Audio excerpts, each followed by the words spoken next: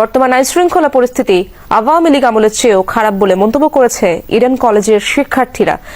সকালে ইডেন কলেজের প্রধান ফটকে দাঁড়িয়ে এক বিক্ষোভ সমাবেশে শিক্ষার্থীরা এসব মন্তব্য করেন। বলেন, রাতে তো নয়ই, দিনের বেলাতেও এখন কেউ নিরাপদ নয়। সারা দেশে লাগামহীন ধর্ষণের ঘটনায়ও প্রশাসন নির্বিকার। তারা বলেন, শুধু জানুয়ারি মাসেই 2 শতাধিক ধর্ষণের ঘটনা ঘটেছে, যা নিয়ন্ত্রণে প্রশাসনের ভূমিকা ছিল না। সুরজনিত কণ্ঠে শিক্ষার্থীদের একটি মহল কান্নায় ভেঙে পড়েছে। ইতিমধ্যে গত 48 ঘন্টায় 17 জনের উপরে ধর্ষণের শিকার হয়েছেন। দেশের নিরাপত্তাহীনতায় ভুগছে শুধুমাত্র শিক্ষার্থী, গৃহবধূ নয়, বরং 3য় শ্রেণী অথবা 4র্থ শ্রেণীর ছাত্রীরাও, যার ফলশ্রুতিতে তারা ইতিমধ্যে বলতে বাধ্য হয়েছে আগের সরকারই যেন ভালো ছিল। আমার দেশের মানুষ যদি নিরাপত্তাহীনতায় ভুগে, তাহলে এই বিপ্লবের কোনো মানে হয় না। আমরা তো বিপ্লবের উপরে, রক্তের উপরে সরকার বানাইছি, তাহলে কেন আমাদের এত ব্যর্থতা? আমাদের ভাই বোনদের নিরাপত্তা নিশ্চিত করতে না পারলে এই গণিত ছেড়ে দেন, আমরা নিজেদের হাতে আইন তুলতে বাধ্য হব।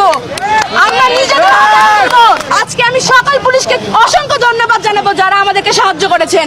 আমাদের হাত ধরে সব ধরনের ধর্ষণকারীর, ছিনতাইকারী, সব ধরনের ফ্যাসিস্টের কবর ঘাটা হবে। তাহলে আপনারা এখনই ব্যবস্থা নেন, নাইলে গদি ছেড়ে দেন।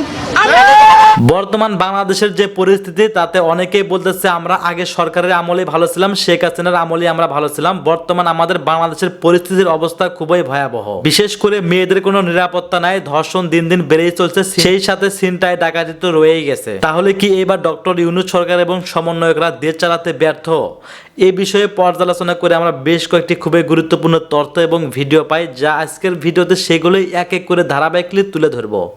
যদিও আজকের ভিডিওটা কিছুটা লং হতে পারে, তবে ভিডিওতে জানতে পারবেন এমন কিছু অজানা তথ্য যা জানলে আপনারাও ইতিমধ্যে অবাক হয়ে যাবেন। সেই সাথে জানতে পারবেন বর্তমান বাংলাদেশের রাজনীতির প্রেক্ষাপট আসলে কোন দিকে যাচ্ছে। যাই হোক বন্ধুরা, চলুন ভিডিওতে আজকে আর বেশি কথা বাড়িয়ে আপনাদের মূল্যবান সময়টি আমি নষ্ট করতে চাই না। সরাসরি আজকে আমরা চলে যাব মূল ভিডিওতে। আর সেখানে আজকে আমরা দেখব, তাহলে কি জনগণ শেখ হাসিনার আমলে ভালো ছিলেন নাকি এই সরকারের আমলে? সেনাপ্রধানের যে আহ্বানটা গুরুত্বপূর্ণ, সেনাবাহিনীর জন্য পজিটিভ, কিন্তু এই মুহূর্তে আমার মনে হয় বর্তমানে বাংলাদেশের গেল অন্তত 48 ঘন্টায় সার্বিক যে পরিস্থিতি আমরা দেশের দেখছি, এই পরিস্থিতিতে এই আহ্বানটা এই মুহূর্তে ডক্টর মোহাম্মদ ইউনূসের সরকারকে আরও একটু প্রশ্নবিদ্ধ করে তুলবে। তবে সেনাবাহিনীর দোষ নাই ভাই। সেনাপ্রধান চিন্তা করতেছেন কোনটা, যে সেনাবাহিনীর মান সম্মান ইজ্জত, এটার দায়ভারই কিন্তু ওনার উপরে। সরকার আলাদা, সরকারে যারা বসছে তাদের ব্যর্থতা থাকতে পারে, তাদের দুরভিসন্ধি থাকতে পারে, এক একজনের এক এক চিন্তা ভাবনা থাকতে পারে, বাট সেনাবাহিনী আউট অফ পলিটিক্যাল একটা অবস্থানে আছে। দেশের বর্তমান পরিস্থিতি মোকাবেলায় যখন সরকার আইন শৃঙ্খলা বাহিনীকে দিয়া মাঠ কন্ট্রোল একটা ব্যর্থ ছিল, তো আমাদের মাঠে সেনাবাহিনী আছে। সেনাবাহিনী থাকার পরেও কিন্তু পরিস্থিতিটা এমন। আমরা চাই কি জনগণ, যে সেনাবাহিনী অ্যাকশনে যাক, রাইট? যে একদম আর্মি অ্যাকশনে নাই, যা আছে ছিনতাইকারী, লুটেরা, সন্ত্রাসী, ডেভিল হান্টের মতন ঘরে ঘরে ঢুকুক, ঢুইকা যা আছে সব শেষ করে দেখ। বাট সেনাপ্রধান বলছেন ভিন্ন কথা। তিনি বলছেন যে দেশের বর্তমান পরিস্থিতি মোকাবিলায় সেনাবাহিনীর যারা সদস্য আছে অতিরিক্ত যেন বল প্রয়োগ না করে, অতিরিক্ত বল প্রয়োগ থেকে বিরত থাকে। তেনার বক্তব্য যে ধৈর্যের সঙ্গে পরিস্থিতি মোকাবেলা করতে হবে।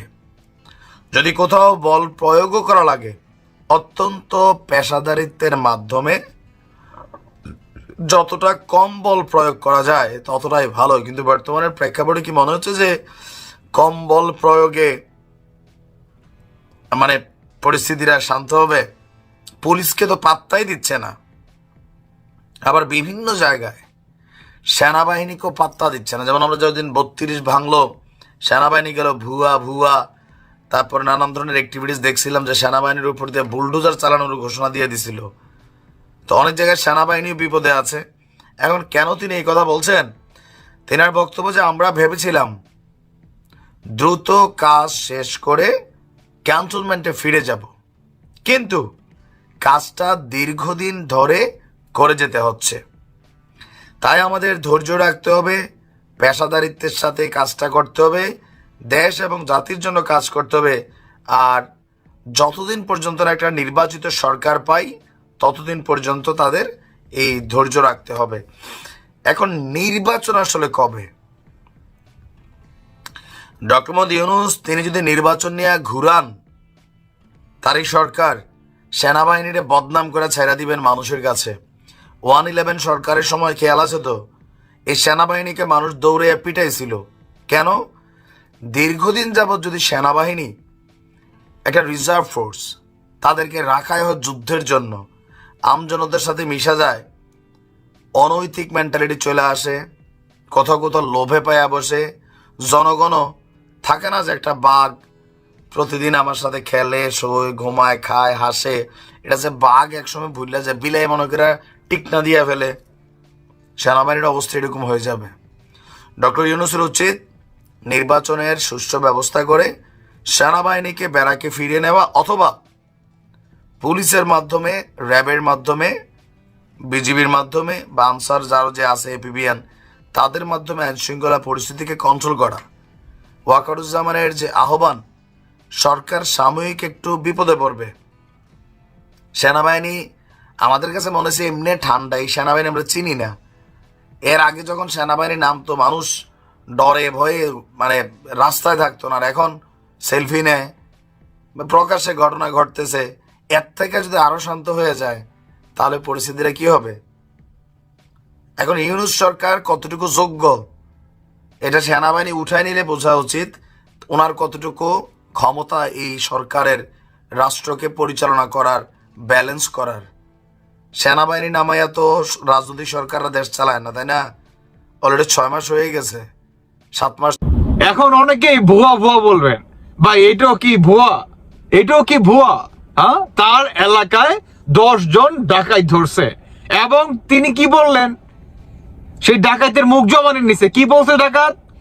যে আপনার এদের লিডার হচ্ছে সমন্বয়করা, কারণ সমন্বয়করা বর্তমান কি সরকারি ইলেকশন করতে চায়। এদের জন্য তো আপনার অনেক খরচ রে ভাই, এই খরচটা উঠাবে কোথায় থেকে? আপনার এতদিন যে ওই যে আমেরিকা থেকে আপনার মিস্টার কি বলে ব্রাইডেন, হ্যাঁ, তারা মনে করেন আমাদের বাংলাদেশের এই অন্তর্বর্তীকালে সরকারকে সহায়তা করত। এখন আপনার এই ডোনাল্ড ট্রাম্প এদেরকেও তো মনে করেন জব্দ করে ফেলছে রে ভাই। তো টাকাটা আসবে কোথায় থেকে? ইউনূসের তো এতগুলা টাকা তো একার পক্ষে দেওয়া সম্ভব না। যদি তিনি দেয় তাহলে ওদিকে তার ব্যবসা চাঙ্গে উঠে যাবো মনে করেন, বুঝেন নাই? তো এটার জন্যই বর্তমান বাংলাদেশে হঠাৎ করে, বুঝতে পারেন আপনি, হঠাৎ করে আপনার প্রতিনিয়ত প্রতিটা জায়গায় ডাকাতির প্রবণতা বেড়েই চলতেছে। কারণ কি? আইন উপদেষ্টা হচ্ছে আসিফ নজরুল, আর বর্তমান এই পুলিশ কোন, প্রশাসন কোন, সেনাবাহিনী কোন, সমস্ত কিছু পরিচালনা করতেছে কারা? এই সমন্বয়ক আর হচ্ছে উপদেষ্টারা। সরকার একটা কথা বলছে না, মনে আছে ডক্টর ইউনূস, যে তোমরা দল গঠিত করবে, কোনো সমস্যা নাই, সরকারের পক্ষ থেকে যতটুকু সহায়তা দরকার, যতটুকু পুলিশ প্রশাসন কিংবা আদার যে কোনো বিষয়ে যতটুকু সহায়তা দরকার, আমরা কি ওই সহায়তা দিয়ে তোমাদের সাপোর্ট করব, কোনো সমস্যা নেই।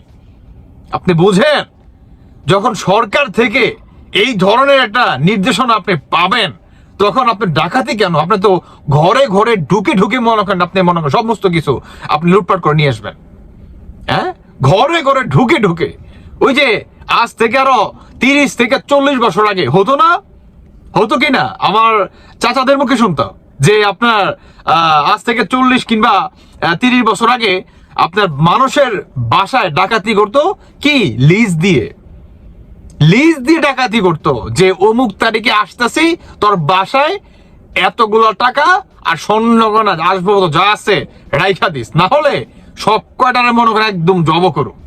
এইভাবে কিন্তু মনে করেন ডিরেক্ট হুমকি দিয়ে চিঠির মাধ্যমে ডাকাতি করতো। আর বর্তমান বাংলাদেশে এই ঘটনাটা পুনরায় আবার মনে করেন ঘটতেছে। ভাবতে পারেন এই হচ্ছে এদের স্বাধীনতা না, যেখানে বাংলাদেশের প্রতিটি মা বোন সেফ না, এই ডাকাতিগুলো কারা ঘটাচ্ছে? সরকারের আন্ডারে কে? পুলিশ প্রশাসন নিয়ন্ত্রণ করতেছে কে? সেনাবাহিনীকে নিয়ন্ত্রণ করতেছে কে বা চালাচ্ছে কে? কে চালাচ্ছে? আওয়ামী লীগ চালাচ্ছে? বিএনপি চালাচ্ছে? না রে ভাই, কে চালাচ্ছে? এই সমন্বয়ক উপদেষ্টা এরা চালাচ্ছে। এদের আপনার কথার অনুযায়ী, এদের দিক নির্দেশনা অনুযায়ী মনে করেন প্রতিটা প্রশাসন আইনের লোক মনে করেন বর্তমান চলতেছে। বুঝেন আপনি বাংলাদেশটা বর্তমান কোথায় যাচ্ছে? আজকে আপনি বাসায় থেকে মনে করেন রাস্তায় বের হবেন, আপনার হাতের যে ফোনটা সেটাও সেফ না রে ভাই। আপনার নিজের জানই তো সেফ না। আপনি ফোনের কথা বাদই দেন, আপনার জানই তো সেফ না। আপনার পরিবার কোথাও বিয়ে খেতে যাবে, একটু আটটু তো ভাই বিয়ে শাদির ভিতরে স্বর্ণ কানে মানুষ পড়েই, এটা তো স্বাভাবিক, তাই না? সেটাও বর্তমান পড়তে পারবে না। কানের দুল স্বর্ণের আপনি পরবেন, টান দিয়ে কান সহ মনে করেন লয়ে যাবো। গলায় হার পরবেন স্বর্ণের, তারা যদি পারে মনে করেন আপনার গলাটারে মনে করেন শরীর থেকে মনে করেন আলাদা করে এই স্বর্ণের হার মনে করে নিয়ে যাবে। এরা বর্তমানে এতটা মনে করেন সন্ত্রাসী হয়ে গেছে। আর আপনারা তো এই অডিওটা তো শুনলেনই, আসলে তার পরিচয়টা দিতে বারণ করছে বিদায় আমি তার পরিচয়টা দিতে পারছি না, তাহলে কিন্তু ঠিকই দিতাম। আপনারা কিন্তু তার নিজের মুখ থেকে শুনলেন যে সমন্বয়করা একটা কমিটি তৈরি করছে বিভিন্ন প্রতিষ্ঠানে, যে এইভাবে বাংলাদেশে তোমরা একটা করবা, যা টেগেল দেওয়ার সেটা আমরা দিব, পুলিশ প্রশাসন আমরা দিব, তোমাদেরকে পুলিশের হাতে তুলে দিবে, কিভাবে তোমাদেরকে ছাড়িয়ে আনতে হয়, কিভাবে ছাড়াতে হয় সেটা আমরা টেগেল দিব। কল্পনা করতে পারেন আপনি এরা বর্তমান বাংলাদেশটাকে কোথায় নিয়ে যাচ্ছে? হ্যাঁ, তাই তো বলি যে বাংলাদেশে হঠাৎ করে এত কিছু কিভাবে সম্ভব ভাই? পুলিশ প্রশাসন কি করতেছে? সেনাবাহিনীর কাজটা কি? পুলিশের কাজটা কি? কোনো ভূমিকাই তো নাই রে ভাই বাংলাদেশে। বলেন কোনো ভূমিকা আছে?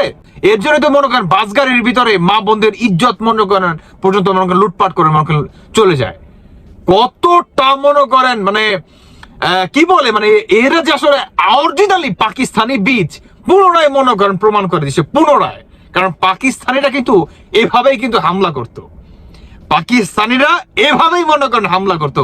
আর পাকিস্তানিরা তো আমাদের বাংলাদেশে বর্তমান ঢুকেই গেছে।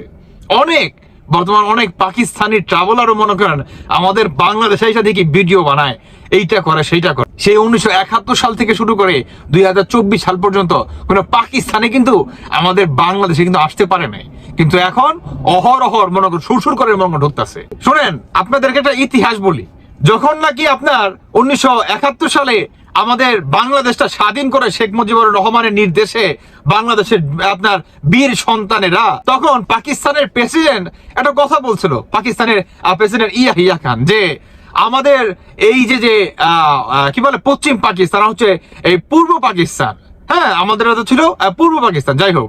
তো এই পূর্ব পাকিস্তান কিংবা ইস্ট পাকিস্তান মানে আমাদের হচ্ছে ইস্ট পাকিস্তান বলা হতো। তো এই যে ইস্ট পাকিস্তান এটাকে আমরা পুনরায় 100 বছর পরে হোক 200 বছর পরে হোক এটাকে পুনরায় আমরা উদ্ধার অবশ্যই করব। আর এই হচ্ছে 2025 সাল, বুঝেন আপনি? এই হচ্ছে 2025 সাল। পুনরায় এই পাকিস্তানিরা বাংলাদেশটাকে চারোদিক দিয়ে মনে করেন ঘিরে ফেলতেছে, চারোদিক দিয়ে। আর এটার জন্যই মনে করেন সবার আগে কি বলবে যে ইন্ডিয়া হচ্ছে সবচেয়ে বড় শত্রু আর পাকিস্তান হচ্ছে ভাই। ওই যে আপনার শেখ মুজিবুর রহমান একটা কথা বলতো যে যখন নাকি আপনি ন্যায়ের পক্ষে কথা বলবেন পাকিস্তানের বিরুদ্ধে, তখন আপনাকে জানেন কি বলবে? একটাই ট্যাগ দিবে যে ইসলাম খাতরা মে হ্যায়। বর্তমান এটাই মনে করেন চলতেছে। আর এই সমন্বয়ক উপদেষ্টার আল্লাহু আলাম ভাই, আল্লাহু আলাম। বর্তমান জানি না ভাই, সত্যি বলতেছি জানি না। আমার মনে হয় যে এদের নির্দেশেই আপনার বর্তমান বাংলাদেশে ডাকাতি হামলা মামলা আমার মনে হয় চলতেছে ভাই। কারণ এরা যে ইলেকশন করবে, এরা যে মনে করেন সরকারি পদে বা আপনার সংসদ নির্বাচন করবে, টাকা তো দরকার রে ভাই। টাকাটা আসবে কোথায় থেকে? ওই যে ব্রাইডেনরা তো মনে করেন আটকায় ফেলছে, আপনার আমেরিকা থেকে কোনো সহায়তা আসবে না, যাওয়া তো মনে করেন আইসেই 350 কোটি টাকা। হ্যাঁ, যা আসে তো আসছেই। আমার মনে হয় টান পড়ে গেছে, লুটপাট করে লয়ে গেছে। হ্যাঁ, ব্যক্তিগত লাইফে মনে করেন আপনার সেগুলা আপনার ইনভেস্ট করতেছে।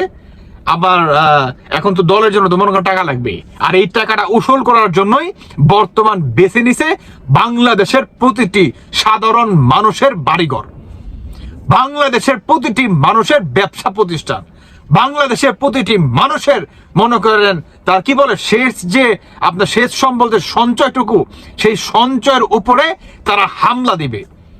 আর পুলিশ প্রশাসন, আপনার বাংলাদেশের আইনজীবী, বাংলাদেশের সেনাবাহিনী, তাদের ভূমিকা কি? টোটালি নীরবতা। চৌকিদারের থেকেও এদের মানে জঘন্য মনে করেন বর্তমান তাদের ভূমিকা। ভাবতে পারেন যে বাংলাদেশটা কোথায় গেছে, কোথায় দাঁড়াইছে?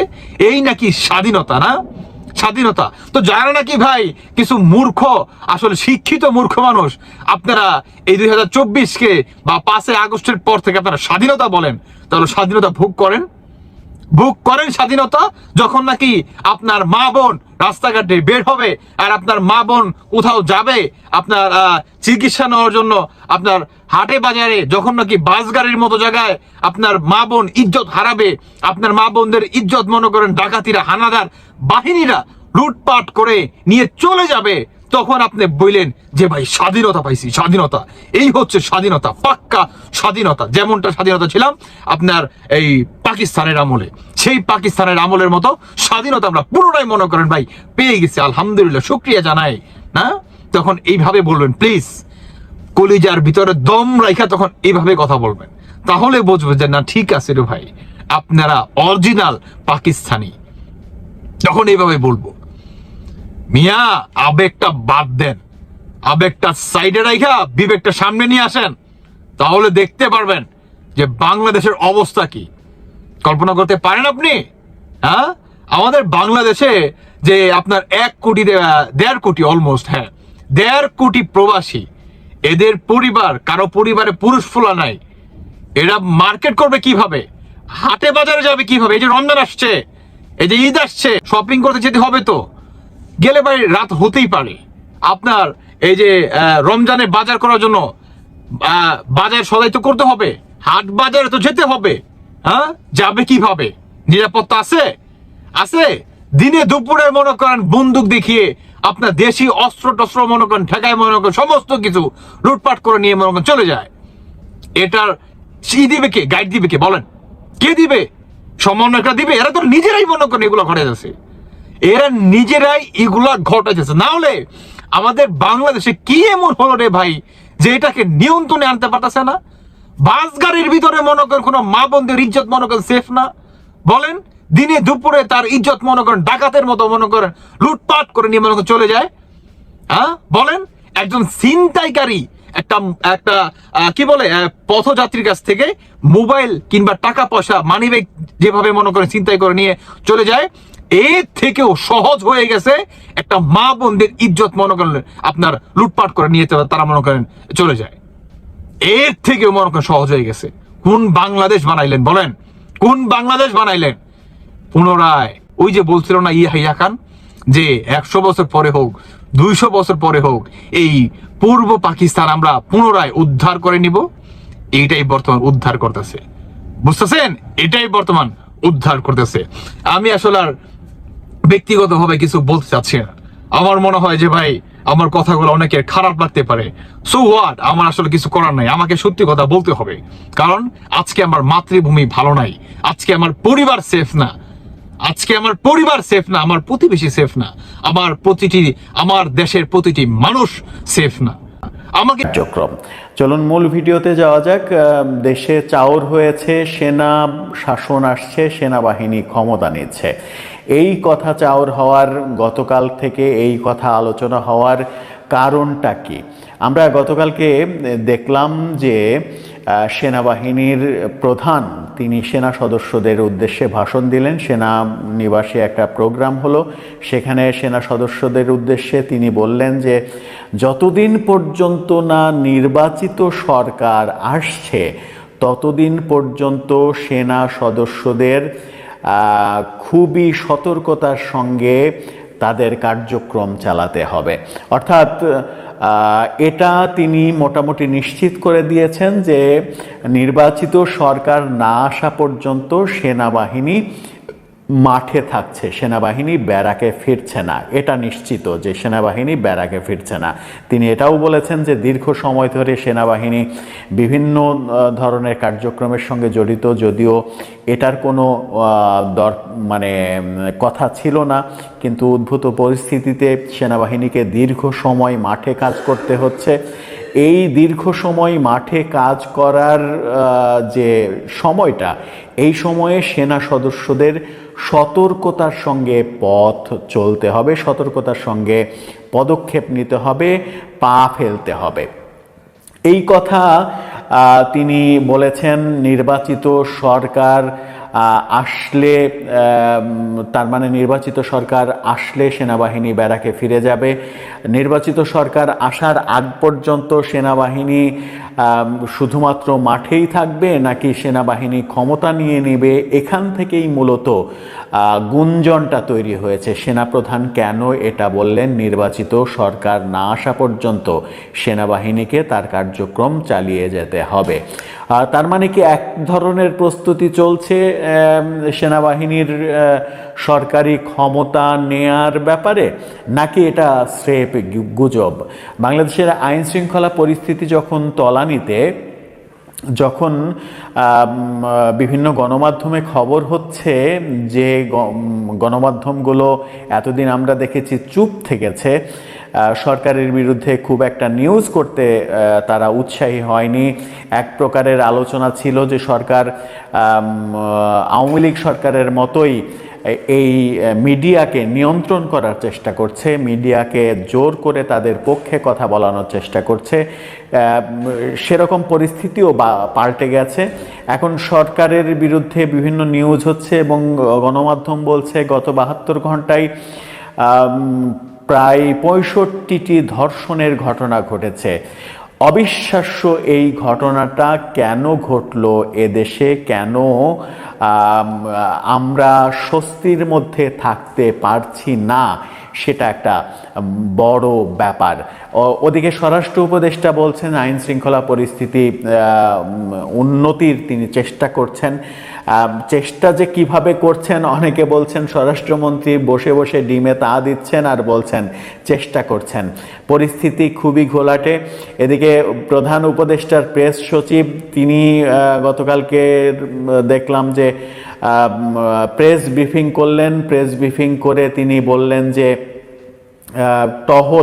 পেট্রোল টহল বাড়ানো হচ্ছে এবং যৌথ বাহিনীর পেট্রোল টহল হবে, অর্থাৎ যে কোনো জায়গায় পেট্রোলে গেলে সেখানে পুলিশ, বিডিআর, সেনাবাহিনী সবাই একসাথে পেট্রোলে যাবে এবং ঢাকা শহরে যানজটের কারণে দ্রুত এক জায়গায় পুলিশ পৌঁছাতে পারে না, আইন শৃঙ্খলা রক্ষাকারী বাহিনী পৌঁছাতে পারে না। সেই কারণে আইন শৃঙ্খলা রক্ষাকারী বাহিনীকে বাইক সরবরাহ করা হবে, তারা যেন মোটরসাইকেলে করে 2 জন দ্রুত ঘটনাস্থলে পৌঁছাতে পারে। বাইকগুলো পারচেজ করা, অর্থাৎ কেনার প্রস্তুতি চলছে। কবে কিনবেন, কবে বাইক দিবেন, কবে সেই বাইকে চড়ে আইন শৃঙ্খলা বাহিনী দ্রুত ঘটনাস্থলে পৌঁছাবেন, একের পর এক আমরা যে ঘটনাগুলো ঘটতে দেখছি, গত 2 দিন দেশটা আতঙ্কের দেশ হয়েছে। আমি ব্যক্তিগতভাবেও গতকালকে যখন বনানী এলাকায় একটা চায়ের দোকানে চা খাচ্ছিলাম, তখন চায়ের দোকানদার বলছিল যে সন্ধ্যা 7-8টার পরে আর লোকজন এইদিকে আর বেশি ঘোরাঘুরি করে না, সবাই বাড়ি ফিরে চলে যেতে চায়, সবাই একটা আতঙ্কের মধ্যে আছে। একজন চায়ের দোকানি যদি এটা বোঝে, তাহলে একজন স্বরাষ্ট্র উপদেষ্টা কেন বুঝবে না? সেই আলোচনাও কিন্তু চতুর্দিকে হচ্ছে। দেশে জঙ্গি হামলার ঘটনা আমরা দেখেছি, কক্সবাজার বিমানবন্দরের মতো একটা সেন্সিটিভ জায়গায় জঙ্গি হামলা এবং সেখানে একজন নিহত হওয়ার ঘটনা ঘটেছে। 4 বছরের শিশু ধর্ষণের ঘটনা আমাদেরকে দেখতে হচ্ছে। 72 ঘন্টায় 65টি ধর্ষণের ঘটনার খবরও আমরা গণমাধ্যমে দেখছি। সব মিলিয়ে যখন পরিস্থিতি সরকার কন্ট্রোল করতে পারছে না, তখনই কিন্তু জনগণ আলোচনা করছে দেশে কি সেনা শাসন আসছে কিনা, এবং সেনাবাহিনী প্রধানের সেনা সদস্যদের উদ্দেশ্যে যে ভাষণ, সেই ভাষণ এক ধরনের উৎসাহিত করছে জনগণকে ভাবার জন্য আদতে কি ঘটতে যাচ্ছে। ইউনূস সরকার কি পারছে না? তারা কি না পারার কারণে সেনাবাহিনীর হাতে ক্ষমতা দিতে বাধ্য হবে, কিংবা সেনাবাহিনী ক্ষমতা গ্রহণ করবে? আর সেনাবাহিনী ক্ষমতা গ্রহণ করলে জাতিসংঘে সেনাবাহিনীর সুনাম যে আরবার বিনষ্ট হবে, শান্তিরক্ষা বাহিনীতে যাওয়া বন্ধ হয়ে যাবে, নানা রকমের আসসালামু আলাইকুম ওয়া রাহমাতুল্লাহি ওয়া বারাকাতুহু। প্রিয় দর্শক, ঈদের পরে আন্দোলন শব্দটা বিএনপির জন্য একটা গালি স্বরূপ মানুষ মনে করে, মানুষ মস্কারি করে বিএনপিকে নিয়ে ঈদের পরে আন্দোলন।